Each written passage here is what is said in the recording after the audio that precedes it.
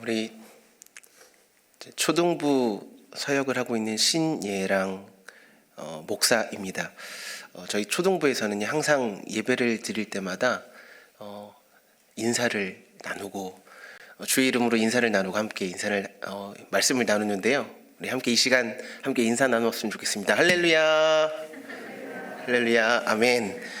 감사합니다. 네. 하나님을 사랑하며 은혜의 자리에 나오신 2부 주일 성도님들 가운데 오늘도 하나님의 은혜와 평강이 가득하시기를 예수님의 이름으로 축원합니다. 제가 우리 일산 밝은 교회에 부임한 지 이제 10개월 정도 되어진 것 같습니다. 부족하지만 하나님의 은혜로 맡겨주셨던 그 사역들을 잘 감당할 수 있었고요. 그리고 전도사로서의 훈련을 잘 마치고 이제 지난주 화요일 기독교 대한성결교회의 목회자로 안수를 받았습니다.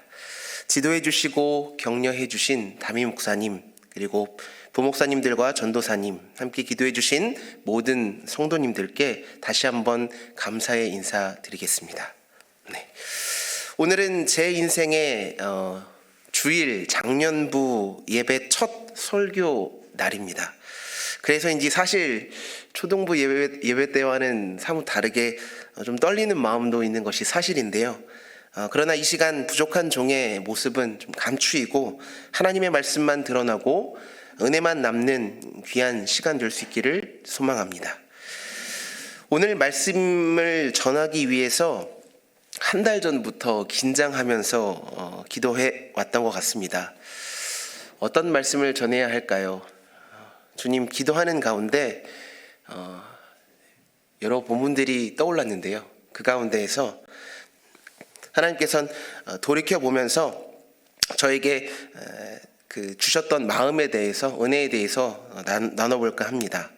돌이켜보면 믿음의 환경 속에서 자라며 받은 은혜가 참 많이 있습니다. 그 중에서도 가장 최근에 경험한 따끈따끈한 은혜에 대해서 나눠볼까 하는데요. 우리가 그리스도인으로서 이 땅을 살아가면서 피해갈 수 없는 것이 있습니다. 여러분 혹시 그것이 무엇인지 아시나요?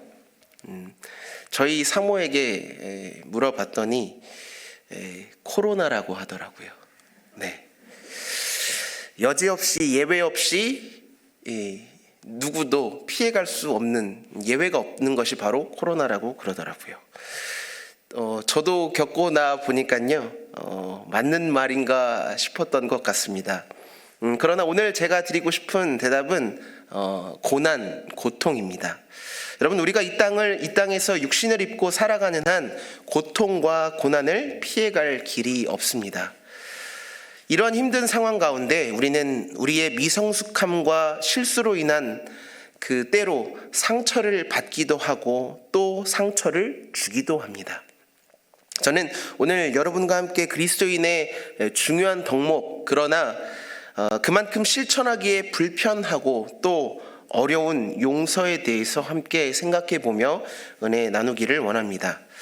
오늘 우리가 함께 읽은 마태복음의 본문은요, 5장에서부터 8장에 이르기까지 소위 산상수훈 혹은 산상보훈이라고 불리는 예수님의 가르침에 대한 설교입니다. 특별히 오늘 이 말씀은요, 이 말씀이, 우리가 읽은 말씀이 포함된 5절로부터 15절까지의 말씀의 내용에서 예수님은 우리가 주님의 기도, 주기도문이라고 부르는 기도의 본을 제자들에게 가르쳐 주십니다. 내용인즉 용서에 관한 주님의 권면입니다. 오늘 14절과 15절의 말씀은요, 용서에 관한 주님의 권면이 나옵니다. 특별히 14절과 15절의 말씀은 12절에서 우리가 우리에게 죄 지은 자를 사하여 준 것 같이 우리의 죄를 사하여 주옵소서라는 말씀의 반복과 또 강조로서 보여집니다. 아무리 기도 생활을 열심히 해도 실제로 용서하는 생활을 하지 못한다면은 주님이 알려주신 그 기도의 간구는 헛되게 됩니다. 기독교 신앙에 있어서 사랑과 용서, 여러분 이것은요, 모든 것을 아우를 수 있을 만큼 필수적이고 아주 근본적인 것인데요. 사랑의 마음으로 다른 사람의 실수와 허물을 용서하는 것, 그것은 성숙한 신앙인의 증거라고 볼 수가 있겠습니다. 그러므로 그리스도인의 삶은 용서하는 삶이며 그것이 또한 하나님의 뜻이라고 말씀드릴 수 있겠습니다. 성경은 이와 같은 사실을 성경 곳곳에서 우리에게 당부하고 있습니다. 마가복음 11장 25절 말씀을 보면은요, 서서 기도할 때에 아무에게나 혐의가 있거든 용서하라. 그리하여 하늘에 계신 너희 아버지도 너희 허물을 사하여 주시리라 말씀합니다. 누가복음 6장 37절 말씀에서는 이렇게 말씀합니다. 비판하지 말라. 그리하면 너희가 비판을 받지 않을 것이요. 정죄하지 말라. 그리하면 너희가 정죄를 받지 않을 것이요. 용서하라. 그리하면 너희가 용서를 받을 것이요. 아멘. 이와 같이 여러분, 용서는요, 구원받은 자에게 요구하시는 하나님의 뜻이며 바람입니다. 그러나 여러분, 용서가 분명한 하나님의 뜻인 것은 우리가 말씀을 통해서 이해가 되어집니다. 그렇지만 죄악된 세상을 살아가는 연약한 인간이 정말 하나님이 요구하시는 용서, 그 용서를 우리가 사랑으로서 할 수 있냐라는 사실입니다. 아무리 예수 그리스도를 구주로 영접하고 또 죄사함을 받아 하나님의 자녀가 되었다고 한들 인격과 감정을 소유한 인간으로서 어떻게 올라오는 온갖 악한 마음들을 다 이겨내며 사랑으로 용서하는 것이 가능할까요? 원수는 둘째치고 원수마저도 사랑하라고 말씀하신 예수님의 그 명령, 원수는 둘째치고 가장 가까이에서 살 부대끼며 함께 사랑하는 가족에게조차도 용서하지 못할 때가 너무나도 많은 것이 우리네 인생이 아닌가 생각이 되어집니다. 사람은 불완전한 존재여서 어떻게 보면은 별것 아닌 일에도 갈등하게 되고 또 그것이 시간이 지남에 따라 더욱이 불행하게 되기도 합니다. 여러분, 남편이 무심코 던진 말 한마디가, 그렇죠? 평소에 잘 하다가도 무심코 잘못 던진 말 한마디가 아내의 마음에 화살처럼 박혀서 남편에 대한 아내의 그 마음이 문을 굳게 걸어 잠그게 되는 경우도 있다라는 사실입니다. 아버지가 말썽 부리는 아들에게 던진 그 비난의 이야기들이 한마디 한마디가 그 아들을 패배의식에서 벗어나지 못하게 하는 한 원인이 되어지는 경우들도 우리는 심심치 않게 볼 수 있습니다. 어떤 때는 순전히 우리 자신의 오해로 인하여서, 나 자신의 오해로 인하여서 남을 미워하기도 하고 내 자신 안에 마음의 상처를 만들어 나가는 경우도 있다라는 말입니다. 우리 모두는 죄된 육신을 입고 있는 한 여러분 불완전합니다. 그러기에 시시때때로 나를 괴롭게 하느니 그로부터 올라오는 혈기, 미움, 분노 등의 마음을 이겨내며 사랑으로 용서하는 것, 여러분 현실적으로 실제적인 삶에서 불가능해 보입니다. 그렇다고 한다면 용서가 불가능한 일이라면 어떻게 하나님께서 우리에게 불가능한 일을 명령하셨을까요? 정말 용서는 불가능한 것일까요? 로마서 8장 3절과 4절의 말씀을 우리 함께 좀 읽어보았으면 좋겠습니다. 로마서 8장 3절과 4절의 말씀입니다.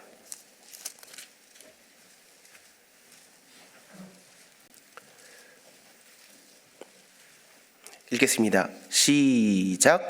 율법이 육신으로 말미암아 연약하여 할 수 없는 그것을 하나님은 하시나니 곧 죄로 말미암아 자기 아들을 죄 있는 육신의 모양으로 보내어 육신의 죄를 정하사 육신을 따르지 않고 그 영을 따라 행하는 우리에게 율법의 요구가 이루어지게 하려 하심이니라. 아멘. 여러분, 아멘이십니까? 여러분, 우리의 죄된 육신은 도무지 하나님의 뜻을 이룰 수 없습니다. 사랑할 수도 없고요. 사랑이 무엇인지조차도 알지 못하기에 용서란 더더욱 할 수 없습니다. 그러나 하나님께서는 독생자 예수 그리스도를 우리에게 보내주시어 십자가 위에서 친히 용서의 길을 보여주셨습니다. 여러분, 세상 사람들이 말하길 사람은 안 바뀐다 말합니다. 그래서 옛말에 이런 말이 있죠. 사람이 갑자기 바뀌면 뭐 한다고요? 네, 다들 아시네요. 네, 죽는다고들 합니다. 이렇듯 사람은 어지간해서는 안 바뀐다라는 겁니다. 하지만 여러분, 정말 안 바뀌나요? 성경의 인물들, 수많은 인물들, 그 인생이 변한 인물들을 보면은요, 그 인물들 다 허상인가요? 역사 속 허구인가요? 여러분, 사람은 바뀝니다. 그러면 사람의 근본적인 변화는 어디서부터 시작이 되어지느냐? 여러분, 많이 배운다고 혹은 많은 것을 경험한다라고 해서 바뀌어질까요? 사람이 진짜 변하는 때는 어떤 때냐? 우리 함께 따라해 보도록 할까요? 주 안에서 용서받을 때. 아멘. 여러분, 용서받을 때 사람은 변합니다. 그런데 어디에서 용서를 받느냐? 주님 안에서 용서를 받았을 때 사람은 변한다라는 사실입니다. 사람은 하나님께 진정한 용서를 받았다라는 그러한 경험 때문에 변화될 수 있다라는 사실입니다. 여러분, 성경에 수많은 인물들이 있습니다. 그 중에서 몇 사람을 꼽아본다고 하면은요, 여러분, 베드로를 한번 생각해 보십시오. 베드로가 언제 변화했다라고 생각하십니까? 예수님을 따라다니며 많은 배움과 체험을 하였을 때인가요? 아니면 입으로 주는 그리스도시요 살아계신 하나님의 아들이십니다 라고 고백하였을 때인가요? 아닙니다. 자신이 예수님을 배신해서 예수님을 십자가에 가겠다라는 그 마음의 죄책감에 사로잡혀 있을 그때, 이제 더 이상 예수님을 따라가지 못하리라고 좌절하고 있을 그때에 예수님 찾아오십니다. 그리고 조반을 차려주시고 다시 한번 베드로를 세우시는 그 용서를 베드로가 경험하게 됩니다. 그때 변화를 경험하게 되는 것이죠. 구약에서는 다윗을 대표적으로 볼 수 있을 것 같습니다. 밧세바를 취하고 신복 우리아 장군을 죽인 것에 대한 책망이, 하나님의 책망이 있었을 때 진액이 빠지고 뼈가 쇠할 정도로 근심하며 하나님께 죄를 회개하였을 때 하나님께 죄 용서함을 받고 하나님 가장 기뻐하시는 이스라엘의 임금이 되었다라는 사실을 우리가 알고 있습니다. 여러분, 그리스도인에게 있어서 삶의 변화, 구원의 실제적인 경험은 하나님의 용서를 경험할 때 옵니다. 하나님의 용서를 알면은요, 완전히 새로운 사람이 된다라는 사실입니다. 용납할 수 없었던 원수가 긍휼하게 보이기 시작합니다. 죄책감과 온갖 악감정 속에 사로잡혀 있던 나 자신이 자유하기 시작합니다. 나아가 하나님의 긍휼의 마음으로 형제를, 가족을, 원수를 용서할 수 있는 단계의 자리에까지 나아가게 된다는 사실입니다. 제 이야기를 잠깐 해보고자 하는데요. 저는 목회를 하고 계시는 아버지와 어머니, 이 믿음의 환경, 배경 속에서 자라게 되었습니다. 제가 존경하는 아버지는요, 목회 선배님으로 제가 지금도 그 존경을 하고 있는데요. 근데 어렸을 때는요, 목회자의 자녀라는 그러한 모습이, 그 자리가 제게는 굉장한 부담이었습니다. 소위 PK라고 하죠. 패스터 키즈.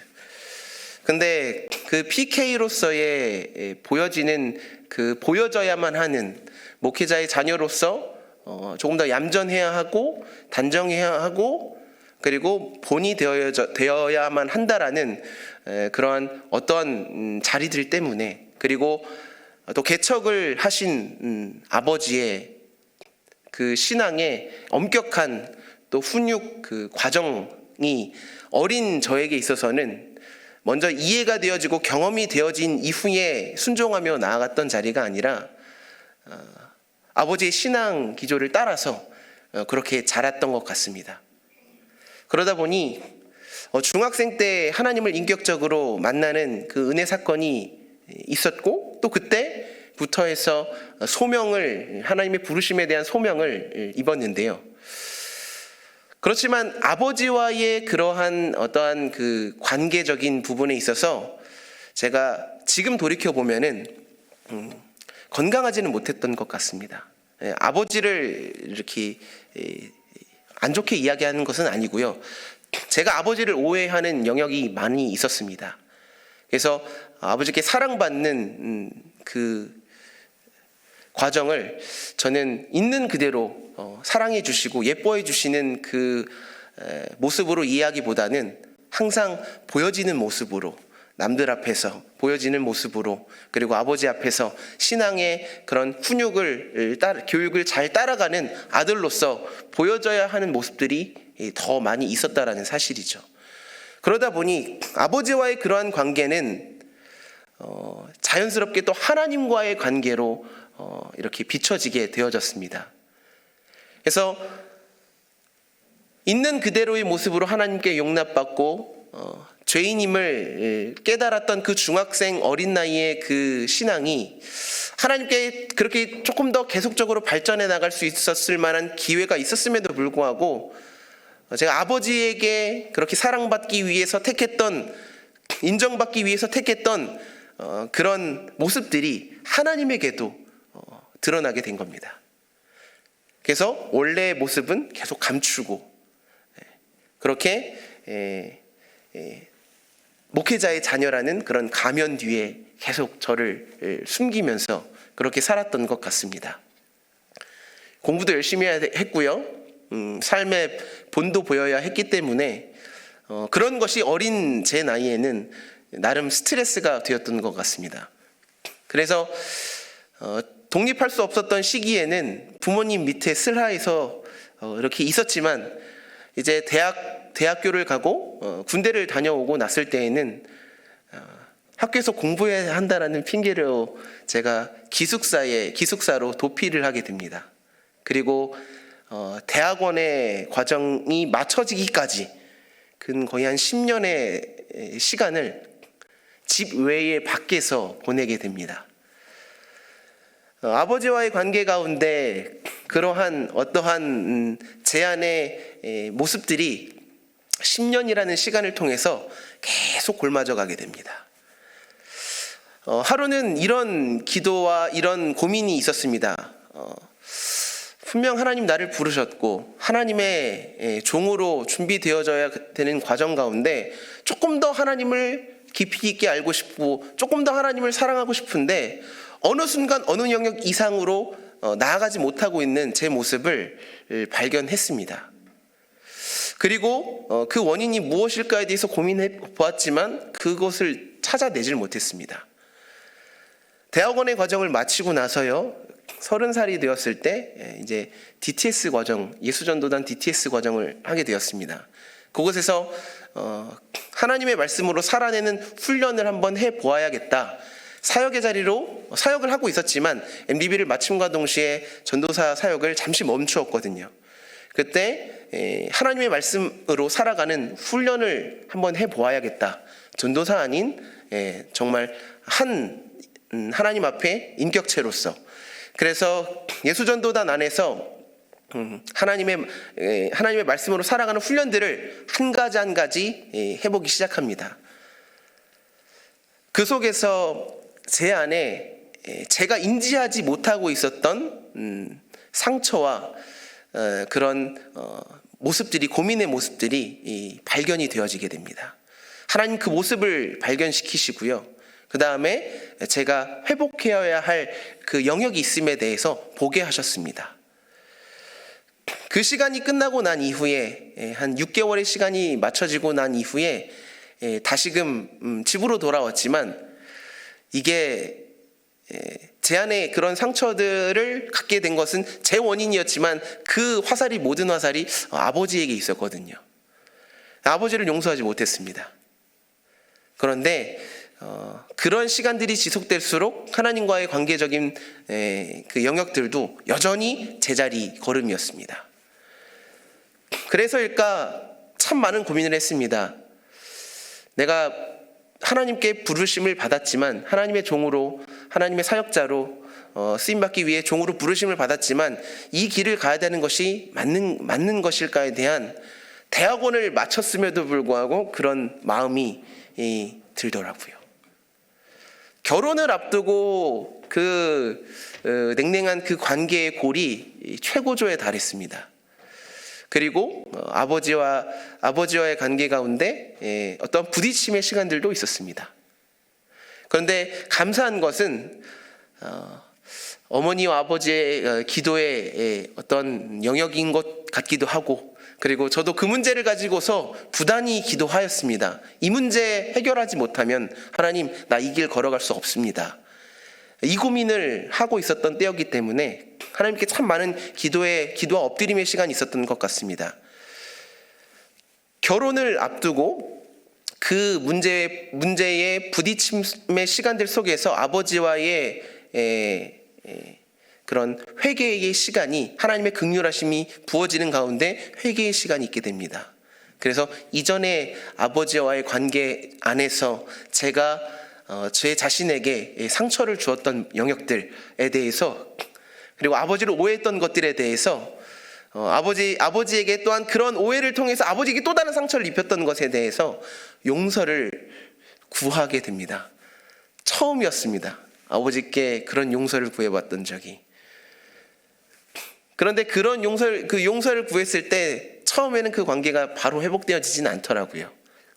그런데 하나님의 은혜하심이 계속적으로 부어지게 되고, 하나님 그 긍휼하심이 아버지와 저와의 관계 가운데 부어졌을 때 관계가 조금씩 회복되기를 시작하면서 결혼이라는 사건을 통해서 그 관계의 물꼬가 확 튀어지게 됩니다.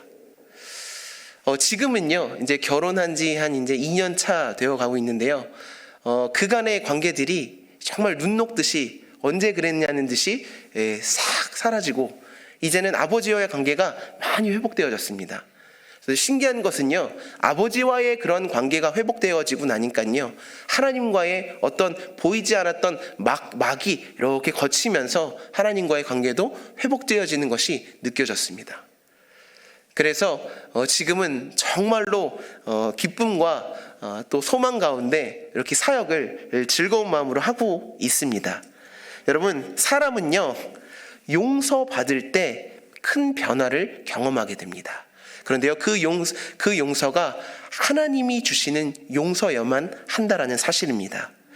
이러한 과정이 분명히 쉬운 일은 아닙니다. 여러분, 그래서 우리는요, 그런 하나님을 늘 바라봐야 하는 줄 믿습니다.